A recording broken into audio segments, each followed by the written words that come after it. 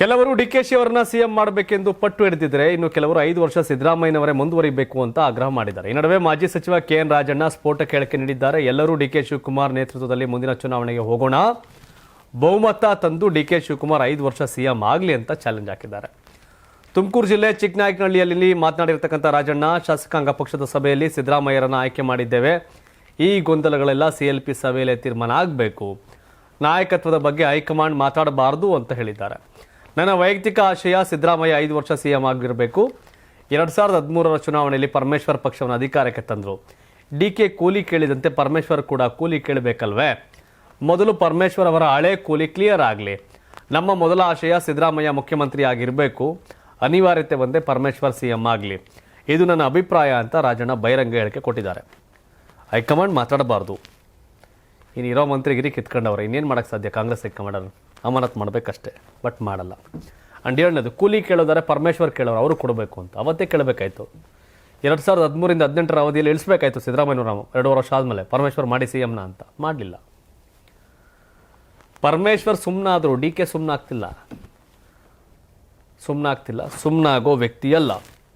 And 2, ಮುಂದಿನ ಚುನಾವಣೆಗೆ ಹೋಗೋಣ, CLP ಡಿಸೈಡ್ ಆಗಲಿ, ಹೈಕಮಾಂಡ್ ನಿರ್ಧಾರ ಮಾಡುತ್ತೆ ಅಂತ ಸಿದ್ದರಾಮಯ್ಯ ಹೇಳೋರೆ.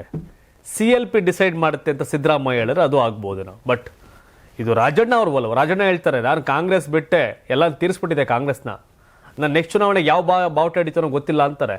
ನೆಕ್ಸ್ಟ್ DK ಚುನಾವಣೆಗೆ ಹೋಗ್ಲಿ ಅಂತಾರೆ. ರಾಜಣ್ಣ ಈ ಸರಿ ಏನಾರು ಮಾಡಿ DKಗೆ ತಪ್ಪಿಸ್ಬೇಕು ಅಂತ ನಿಂತವ್ರೆ. ಮುಂದಿನ ಚುನಾವಣೆಗೆ ರಾಜಣ್ಣ ನಡವಳಿಕೆ ಎಲ್ಲವನ್ನೂ ನೋಡಿದ್ರೆ ಅವ್ರು ಕಾಂಗ್ರೆಸ್ಸಲ್ಲಿರೋ ಡೌಟು ನೋಡಬೇಕು.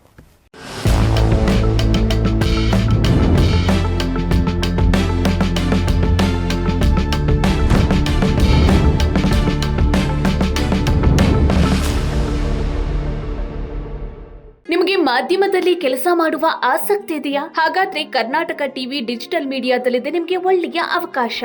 ಆಯ್ಕೆಯಾದವರಿಗೆ ಉಚಿತ ತರಬೇತಿ ಕೊಡ್ತೀವಿ. ತರಬೇತಿ ನಂತರ ಕೆಲಸ ಮಾಡುವ ಅವಕಾಶನೂ ಕೊಡ್ತೀವಿ. ಈ ಕೂಡಲೇ ನಿಮ್ಮ ಮಾಹಿತಿಯನ್ನ ಮೇಲ್ ಮಾಡಿ. ತುಂಬಾ ದಪ್ಪ ಇದ್ದೀರಾ? ಅದರಲ್ಲೂ ಯಾವುದೇ ಸೈಡ್ ಎಫೆಕ್ಟ್ ಇಂದ ಸಣ್ಣ ಆಗ್ಬೇಕಾ?